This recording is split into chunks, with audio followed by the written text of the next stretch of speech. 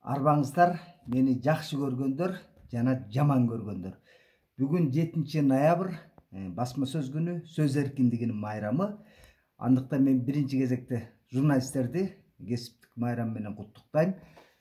Ошондой эле сөз эркиндигине коркунуч жараткан бир маанайды көрсөткүм келет. Мына Садыр Жапаровдун бийлиги сөз эркиндигине кандай коркунуч жараткан. Мен көп учурда кол бошобой калгандыктан bir jumada bir anda-sanda карап коем. Личкамда кимден эмне келет. Мону көрүп турасыздарбы? Санжар Тилеков деген Садыр Жапаровдун фанаты экен. Бул жерде момундай профилинде көргөзүп коеюн. Мана бул жерде кейпи могул жигит окшойт дейм. Ошондой эле мына буякта Сыймык Жапакеев менен түшкөн сүрөтү бар экен. Аны да күмүр тутат окшойт. Мына бул жигит болсо керек дейм. Эми үнүн угузайын. Эмне деп опузанаганын? Брат, Олжобай Шакир. Братан, мен бандит эмесмин. Бир жерде бир иштеген, бир жерде отурган адам эмесмин. Мен Баткен деген жерден чыгып атам сага, брат. Сен канымды ичсең дагы каным деп сүйлөп, ошончолук догуруна турган Садыр Жапаров эмне кылды сага айтсаң? Эмне кылды? Bir акчаңды алып койду, же бир жерде сени тоноду, урду, эмне кылды? Сен анчалык айта турганчы. Короче, сен кечирим сурашың керек. Садыр Жапаровдончы кечирим атаңды. Мен ушинтип эмоцияга алдырып көттүк кылып койдум депчи. Кечирим сурабасаң, сенин өтө көп косяктарың бар ушул убакка чейин болгончу. Не только Садыр Жапаров. Буга Садыр Жапаров келгенге чейинки да косяктарың бар. Биз сени издеп жүргөн адамдарбызчы. Эгер сен кечирим сурасаң, сени биз өзүбүз кармап, таап, анан кечирим суратабыз. Потому что сен конкрет деп үзүлүп калыптыр. Мен да жооп жөнөттүм өзүнө жараша, көтүңдү кысып оокатыңды кыл, кирер тешигиңди таппай жүрбө деп. Анан өзү мынтип бармак басып жөнөттүр. Эми мынтейин. Мен мындай опузалардан коркуп кала турган бечара эмесмин. Андай суу жүрөк болсо мен баягында эле тилимди тишиме катмакмын. Муну көрбөгөндөр болсо мурда эскертип коеюн. Өткөндө 16 октябрлардын тегерегинде болсо керек. Мен Садыр Жапаровго монтип сөймөй кезеп видео кайрылуу кылганмын да. Ошондо сөймөйүмдү сындырып коймуңдар дегендер да болгон. Маякта Кыргыз Баатыр дегени бар. Дагы башкалар бар коркутуп үркүткөн. Мен бул чекес эле. Бирок кеп мында. Садыр Жапаровдун бийлигин мого окшогон фанаттар, бул эми жүрөгү таза бечаралар да бул ишеним артып атат. Анан Платондун жакшы сөзү бар да, мамлекетти философтор башкарыш керек дегенчи. Бирок биздин шартта Кыргызстанды философтор башкарып аткан жок. Түрмөдөн чыгып келгендер башкара берет. Ошондой эле парламентте болсун, аткаруу бийлигинде болсун, бандиттерге таянып жүргөн чоңдорубуз бар. Ошондуктан сөз эркиндигине коркунуч жараткан мындай көрүнүштөр бүгүн эле болуп аткан жок. Мен Акаев, Бакиев, Атамбаевдин Сооронбай Жээнбековдун тушунда деле мен могу башыма кызыккандар көп болгон. Башым кунун коюшкан, менин башымда ошондо да издеп коркуталган эмесмин.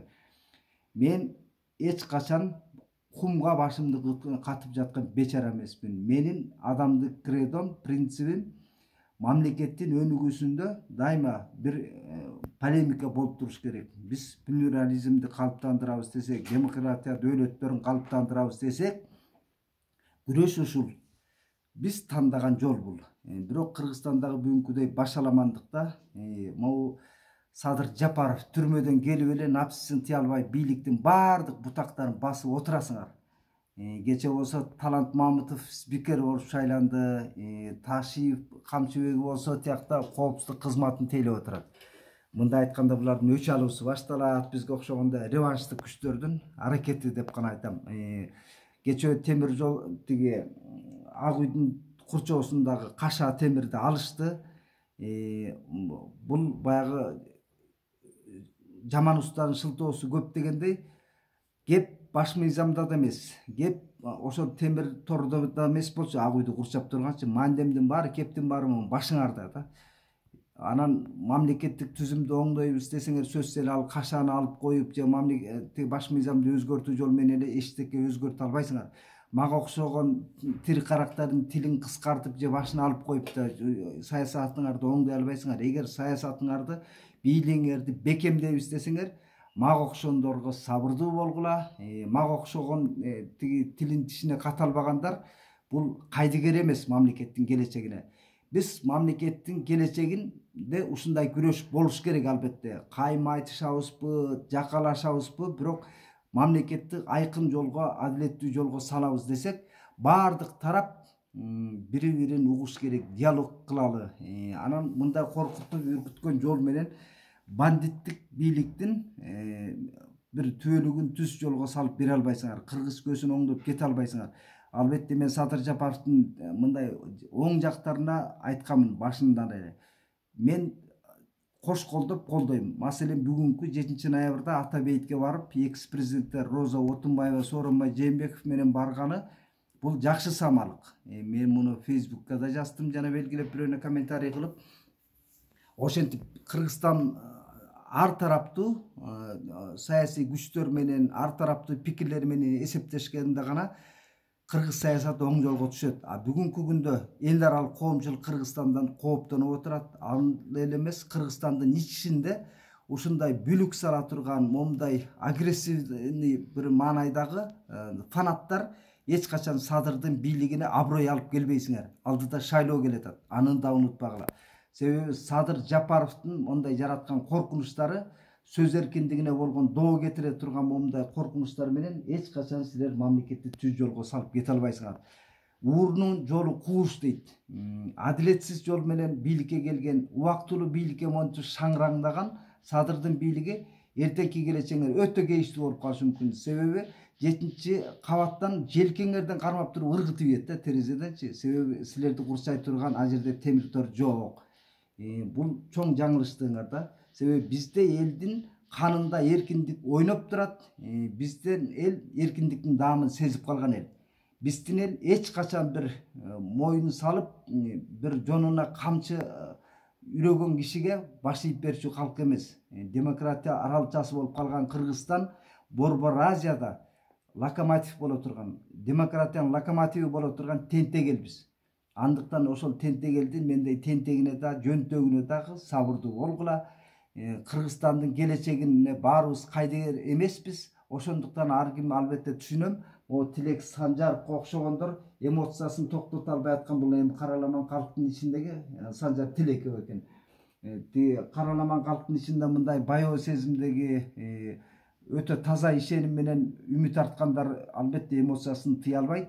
Бирок мен булардын деңгээлине түшкүм келбейт. Санжар укам, мен сага таарынбайм. Сенден кечирим да сурабайм, кечирим да суратпайм.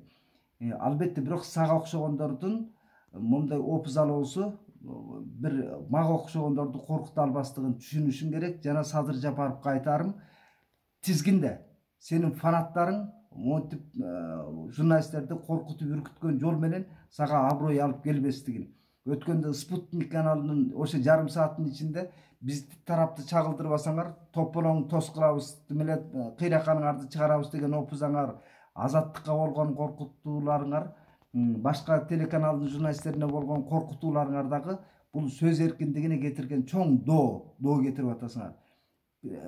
Ак үйдүн сыртындагы жана эстелик талкалап атканда көрдүңөр, кечээ темир кашаны алып атканда 7-апрелдеги бечаралардын каны эмнеге төгүлдү эле, көз жаштары эмнеге төгүлдү эле, ошону унутпагыла. Шералынын чокоюндай болгон ошол эстеликтер Кыргыз бийлигинде кайсы доордо, кайсы кылымда болбосун силерге сабак болушу керек. Ошондуктан саясий жолуңарда ийгилик каалайм. Бирок мындай адилетсиз, мындай убактылуу бийлик менен эдиреңдебегиле, эсиңерге келгиле. Андыктан бирибизге бирибиз сабырдуу бололу. Баарыңыздарга аманчылык, ар бир үй бүлөгө тынччылык каалайм, тынч уйку каалайм, аманчылыкта бололу.